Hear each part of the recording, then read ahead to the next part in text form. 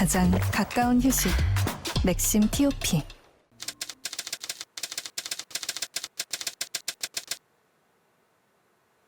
소리, 냄새 막 이런 게 너무 예민해요. 소리 냄새? 밖에 나가면 자기가 싫어하는 모든 것들이 들리고 냄새 나고 막 이런 모든 것들을 싫어하고 계속 집에만 있어요. 밤을 자거나 게임하거나 매운탕 우리끼리 먹을 거 끓이고 얘 맞는 음식 따. 삼촌이 옆에서 누나 참 힘들게 산다. 이제 알바를 가서 일을 한 적이 있어요. 하루를. 아들이 굉장히 느리고 아, 이 친구 안 되겠구나. 와. 저는 바깥 생활을 하면 여한이 없을 것 같아요. 인천에서 온 올해 53세 정윤숙이라고 합니다. 네. 저는 03년생 임교영이에요. 아, 네. 언제부터 아들이 집 밖을 잘 안 나간 걸까요? 이게 굉장히 오래된 건데 오래됐어요. 예, 어릴 때부터도 뭐 특별한 일 없으면 집에만 있고 보통 여느 남자애들이 밖에서 어울리고 땀 흘리고 막 축구 농구도 하고 막 그러잖아요. 네네네네. 근데 절대 그런 거를 안 해요. 혹시 그 형제가 있나요? 네. 위에 누나 둘 있어요. 아, 누나 둘이요? 네. 그러면 남동생을 가만두지 않았을 텐데요. 그러니까. 왜냐하면 누나가 둘이 있다는 건 꽤 활동적인 집안 분위기가 있었을 수 있을 것 같은데 누나들은 활달한 편인가요? 네. 아, 그런데 이제 막내 아들이고 만 그래요. 막내 아들만 좀 조용한 편이다. 어렸을 때부터 그랬다. 이제 이 말씀을 하시는 거죠? 네. 우리 아들이 지금까지 살면서 밖에 안 나간다. 얼마나 오랫동안 안 나간 적 있어요? 한 달. 한 달 정도? 한 달 정도? 한 달. 아, 와. 한 달 정도 아예 현관문도 벗어나지 않은 거예요? 아예. 야, 근데 아까 이제 영상을 좀 제가 봤더니 하루 만에 아르바이트인가 뭔가 잘렸다는 얘기 들었는데 알바는 왜 자른 거예요, 그러면 하루? 동네 가까운데 마침 이제 지원을 했는데 와봐라 그래가지고 면접을 보러 갔는데 네. 그 사장님이 일을 시켰나요? 잘하나 못하나 일까지 시켜봤는데 애가 이렇게 손을 막 발발발발 떨고 그 덩치에 비해서 힘을 잘 못 쓰는 것 같고 좀 힘들어하는 게 느껴지니까 우리랑 인연이 아닌 것 같다. 더 체력을 늘려서 와라. 뭐 그렇게 그런 식으로 이제 좋게. 실례지만 무슨 알바? 아, 닭튀김 시장통 안에 뭐 닭튀김집이었는데 아, 각종 치킨집. 튀김도 팔고 막 그랬나 봐요. 그런데 그날 밤에 와가지고 네. 버스 타고 오는 과정에서 자기가 눈물이 났대요. 눈물이 났다. 네. 나는 무슨 일을 잘 못한다고 못하는 사람이라고 스스로 그렇게 느끼고 잘 말을 하고 막 이러니까 그런 생각 가지면 안 되는데 사회생활 하는 게 얼마나 역경이 많아요. 맞아요. 별의별 일을 다 겪는데 그런 건 아무것도 아니다. 그렇게 얘기를 해도 잘 이제 피부로 와닿지는 않는 것 같아요. 아니 근데 제가 듣기에 24살이라고 제일 하셨는데 졸라인데. 아들이 그 밖을 나가기 두려워하는 어려워하는 이유가 있을까요, 어머님? 일단 타고난 성격 자체가 여리고 소심하고 예민하고 밖에 나가서 이 소리, 소리. 소리, 냄새. 냄새. 그러니까 밖에 나가면 너무 많은 것들이 다 자극이구나. 이게 자극을 하잖아요, 자기를. 그러니까 그런 거에 대해서 되게 예민한 것 같아요. 그 집 자체가 그냥 편한 거죠. 아무 자극이 없으니까. 예. 그리고 김치를 제가 사왔는데 저는 아무렇지도 않아. 근데 김치에서 세제 맛이 난다는 거야. 세제 맛. 그럼 저는 전혀 모르겠거든요. 세제 맛. 소리는 어때요? 어떤 소리가 가장 힘들어요? 소리요? 저는 어릴 때부터 가족들이랑 같이 하잖아요. 그러면은 왼쪽은 이렇게 귀를 베개로 이렇게 하고 오른쪽은 팔로 막아서 잤어요. 아, 귀를 막고 자는구나, 들리니까. 그렇지 않으면 잠을 잘 수 없으니까. 진짜 오감이 엄청 예감, 응, 오감이 예민해. 잠깐 근데 아드님 졸려요? 졸려요? 네? 안 졸려요? 졸리다기보다 어지러워가지고 아 어지러. 평소에 또 밖에 나가면 머리가 좀 어지러워가지고 아 머리가 어지러워요?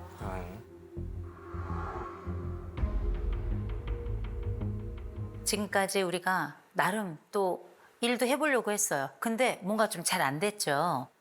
나는 일을 할 수 있을까요? 네. 아 일을 어떻게 할 계획이세요? 저는 제가 성인 되고서도 제가 좋아하는 게 뭔지 잘 몰라가지고 네네. 좋아하는 일 찾고 그거에 대해서 공부한 다음에 거기에 이렇게 취업을 하고 싶었거든요. 아 네네. 국비지원 학원에서 편집 일을 배웠었는데 아 편집하는 거요? 네네. 국비지원 학원이 취업 연계를 해주진 않아서 그냥 회사를 알아보고 네. 자기소개서를 작성해서 지원서를 알아서 넣었어야 되는 곳이었는데 네. 그래서 또 여러 군데까지는 아니고 그냥 좀 넣어봤는데요. 네. 딱히 된 데는 없어서 불합격돼서 아, 안 됐구나. 아, 한 가지만 더 여쭤볼게요. 사람이 힘들어요? 일이 힘들어요? 사람이요. 사람이 사람이 힘들죠. 힘들어. 사람하고 어떤 면이 어려워요? 냄새가 나시는 분도 있고 냄새가 나는 사람도 소리가 있고. 엄청 크게 지르시는 분들도 있고 아, 그러면 냄새가 나지 않는 환경, 나에게 소리를 지르지 않는 환경을 찾아야 되겠네요. 이거 쉽지가 않을 것 같아요. 그러게. 어. 세상에 쉽지 뜻대로 않지. 안 되지. 제가 우리 아드님을 보니까 우리가 한 가지 이해하고 가야 될 주제가 하나 있어요. 네. 전 세계 사람들의 15에서 20% 정도는 HSP인 사람들이 있어요. Highly Sensitive Person이라 그래서 고민감도의 사람들이 있어요. 엄청 세. 이런 사람들은 되게 냄새에 민감하거나 소리에 민감하거나 아니면 약간 이런 두 가지를 합쳐서 과각성이라고 부르죠. 어떤 것들을 더 크게 그리고 오랫동안 더 강하게 느껴요. 남들이 볼 때는 굉장히 특별한 능력처럼 보일 수도 있겠지만 일상생활하기가 굉장히 어려워요. 제가 이 부분, 이런 민감성을 가지고 있는 이 아드님의 특징이 이럴 수도 있다라는 걸 미리 좀 말씀을 드리는 거예요. 그래야 이 아들이 조금 이해가 될 것 맞아. 같아서. 우리가 이해를 해야 하니까. 한 사람이 이야기하는 내내 마치 하늘에서 태양을 보듯 이 아들이 이렇게 엄마 그러니까 쪽을 난 이 바라보면서 모습도 처음 봤어. 계속 엄마만 쳐다보는 이렇게 거예요. 쳐다보고 있어. 언제 들어오나 바라보는 그 어린 아들 눈빛처럼. 그래서 이 아들에 대한 생각으로 엄마 머리는 꽉 차 있는 것 같아요. 우리 아들은 불안이 70이에요. 아이고. 꽤 높아요. 엄마에게 말하지 않지만 걱정을 하고 이 걱정을 그냥 혼자 가지고 있는 사람이에요. 또 한 가지 아드님이 지금 자율성이 12점이에요. 자율성이 12점이라는 얘기는 의존도가 굉장히 높다는 거예요. 자기 스스로 결정할 수 있는 게 많지 않다고 생각하는 거거든요. 근데 사회적 민감성이 0점이에요. 사회적 민감성이 0점이라는 얘기는 뭐냐면 다른 사람들이 어떻게 느끼는지, 다른 사람들이 어떻게 이런 상황에 이런 것을 원하는지를 잘 몰라요. 그래서 눈치가 없어요. 눈치 없다는 얘기는 옛날부터 들었을 거예요. 안 들었어요. 안 들었어요? 눈치가 빠르다고 하던데요. 눈치가 빠르다고요? 그런 사람이 이렇게 느리기 어려워요. 아들이 사회적 민감성 점수 0점이라 그랬죠? 엄마 1점이에요. 1점. 그래서 아들을 못 느껴요. 와. 아들이 어떤 상태인지 걱정만 할 뿐이지 아들이 어떤 감정인지 잘 못 느껴요. 청소한 곳을 보고 아 얘가 애썼구나, 작은 변화가 있구나 알아챘을 거예요. 전혀 알아채지 못해요. 몰라요. 그치. 자, 그런데 자율성이 엄마는 86점이에요. 엄마는 아주 의지를 가지고 살아가는 사람이에요. 딱 결정하면 앞으로 쫙 가는 사람이에요. 그리고 이 아들이 뭘 하든지 간에 제가 볼 땐 문도 그냥 벌컥벌컥 열고 들어갈 것 같고요. 맞대. 아들은 그렇대요. 맞대. 엄마는 전혀 모르지만 그게 이 집은 말이에요. 초민감자와 초둔감자가 살아요. 이 엄마는 뭘 해도 괜찮아요. 그리고 이 아들의 속도를 못 견뎌요. 왜? 엄마는 성질이 급하거든요. 아들은 느린다. 그래서 엄마가 지금 있을 땐 옆에서 도움 좋은데 이 엄마가 너무 경계를 침범해요. 네, 급해요. 그래서 이 얘기는 뭐냐? 엄마는 나에게 묻지 않아요. 엄마가 결정하는 거죠. 제가 좀 여쭤볼게요. 아드님, 엄마 그만 쳐다봐요. 네. 네. 엄마만 쳐다보니까 초등학생 같단 말이에요. 초등학생 같아요. 엄마만 바라보니까 유치원생 같단 말이에요. 네. 근데 보세요, 어머니. 어머니는 걱정하는 사람이고 이 아이를 위해서 생애를 바친 사람이에요. 이 아들이 귀해가지고 정말 혹시 불면 날아갈까 쥐면 터질까 그렇게 이 아들을 함께 여기까지 왔단 말이에요. 근데 그래서 아들은 아들대로 너무나 취약한 사람이 됐어요. 엄마는 엄마대로 너무 걱정이 많은 사람이 됐어요. 엄마가 어느 정도 간섭하냐 그랬더니 다 간섭한대요. 이제 좀 나올 때가 된 것 같아요. 내가 집에서 나간다면 무슨 일이 벌어질까요? 내가 독립을 한다면 어떻게 될까요? 잘 살겠죠? 잘 살 것 같아요? 저는 저 혼자 살면은 더 잘 살 수 있을 것 같다고 생각했어요. 아, 그래요? 아하. 그런데 왜 안 나갈까요? 나가고 싶긴 한데 네. 아무래도 돈을 벌어서 아, 그 집을 구해야 되잖아요. 근데 아직 아무것도 안 했으니까 네. 나갈 수가 없는 거죠. 아.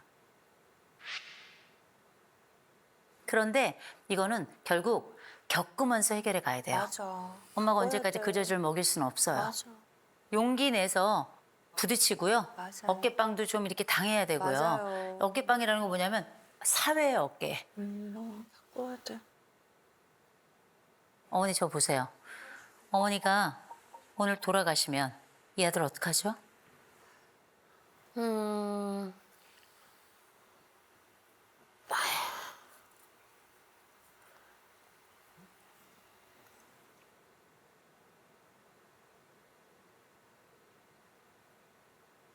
누나들이 있으니까 누나들이 케어하자. 누나들이요.